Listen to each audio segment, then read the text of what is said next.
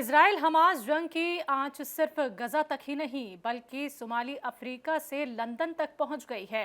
एक तरफ जहां लंदन में फिलिस्तीनी हिमायत में निकाली गई रैली में तशद्दुद भड़काने के बाद 120 से ज्यादा अफराद को गिरफ्तार किया गया है, तो वहीं दूसरी तरफ शुमाली अफ्रीका हुकूमत ने गजा पट्टी पर बमबारी को कत्लेआम करार देते हुए इजराइल से अपने सफीर और सिफारतकार को वापस बुला लिया। पेश एक रिपोर्ट। लंदन में फिलिस्तीनी हिमायत में निकाली गई रैली में तशद्दुद भड़कने के बाद 120 से ज्यादा अफराद को गिरफ्तार किया गया है।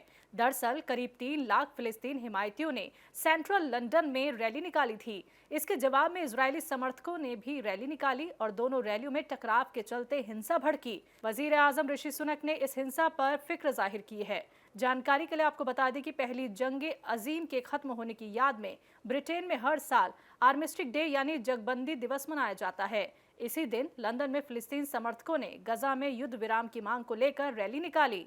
गौरतलब है कि रैली के दौरान यहूदियों के खिलाफ में नारेबाजी की गई और हमास की हिमायत में लोगों ने नारे लगाए और हमास के झंडे लहराए। तो वहीं दूसरी तरफ शुमाली अफ्रीका सरकार ने गजा पट्टी पर बमबारी को कत्लेआम करार देते हुए इजराइल से अपने राजदूत और राजनयिकों को वापस बुला लिया। शुमाली अफ्रीका सरकार ने इजराइल हमास युद्ध को लेकर मुल्क के रुख के बारे में कहा कि इजराइल में अफ्रीकी मुल्क के राजदूत के रुख का समर्थन नहीं किया जा सकता। जोहान्सबर्ग में अमेरिकी वाणिज्य दूतावास और प्रिटोरिया व कैपटाउन में इजरायली दूतावासों के बाहर मुजाहिरा कर रहे फिलिस्तीन हिमायतियों ने शुमाली अफ्रीका सरकार से इजरायली राजदूत को देश बदर करने की अपील की है। शुमाली अफ्रीका की बैनुल अक़वामी वजीर नालेदी पैडोर ने कहा कि सरकार को इलाके की सही जानकारी देने के लिए शुमाली अफ्रीकी अफसरान को तेल अवीव से वापस बुलाया जाएगा। अमेरिकी कांग्रेस की 2 दर्जन से ज्यादा डेमोक्रेटिक सांसदों ने बाइडेन हुकूमत से सीज फायर कराने और गजा पर इजराइल के हमले रोकने के लिए खत लिखा है। इजराइल और फिलिस्तीन के बीच चल रही लड़ाई रोकने की हिमायत करने वाली डेमोक्रेट सांसदों की तादाद दिन पर दिन बढ़ती जा रही है। ये खत सांसद अलेक्जेंड्रिया ओकासियो-कॉर्टेज और बेट्टी मैकलम और मार्क पोकन के सदारत में लिखा गया है। खत में सांसदों ने कहा कि अगर सीज फायर नहीं किया गया तो इस लड़ाई में आम लोगों की जानों का और ज्यादा नुकसान होने का डर है। लड़ाई नहीं रोकी गई तो मिडिल ईस्ट में मौजूद मिलिटेंट ग्रुप इस लड़ाई में अमेरिका को घसीट सकते हैं।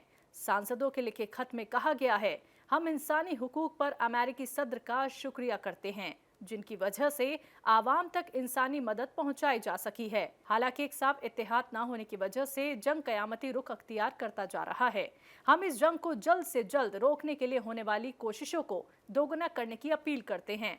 आपको बता दें कि अमेरिका ने अब तक फिलिस्तीनियों और 120 बैनुल अक़वामी ममालिकों ने इजराइल से जंगबंदी के लिए हामी होने के ऐलान को खारिज कर दिया था। लेकिन अब बाइडेन हुकूमत के भीतर भी अमेरिकी सरकार की बेसब्री बढ़ रही है। उनकी पार्टी के सांसदों ने फिलिस्तीनी आवाम पर हो रहे जुल्म रोकने के लिए इजराइल के खिलाफ गुस्से का इजहार किया है। फिलिस्तीन में लगातार लोग मर रहे हैं। इजरायली सेना गजा में घुस चुकी है और 11,000 से ज्यादा लोगों की जानें जा चुकी हैं। इन सब के बीच फिलिस्तीनी एम्बेसडर अदनान अबू अलहाइजा का बयान सामने आया है। उन्होंने बुधवार को फिलिस्तीन के लोगों को लेकर फिक्र का इजहार किया और कहा कि भारत को इस मामले में दखल देना चाहिए और इजराइल और हमास के बीच चल रहे युद्ध में सीज फायर की बात करनी चाहिए। एक मीडिया तंजीम से बातचीत के दौरान अदनान अबू ने कहा कि मैंने भारतीय हुकूमत को कई बार फोन किया है। मैं भारत सरकार से फिर से गुजारिश करता हूं कि वो इजराइल और हमास के बीच तत्काल जंगबंदी कराने में बड़ी भूमिका निभाए। उन्होंने आगे ये भी कहा, भारत को इजराइल और हमास के बीच बचाव के तौर पर काम करना चाहिए और तत्काल जंग बंदी का ऐलान करना चाहिए और साथ ही इंसानी मदद के लिए सरहदों को खोलने के लिए दबाव डालना चाहिए।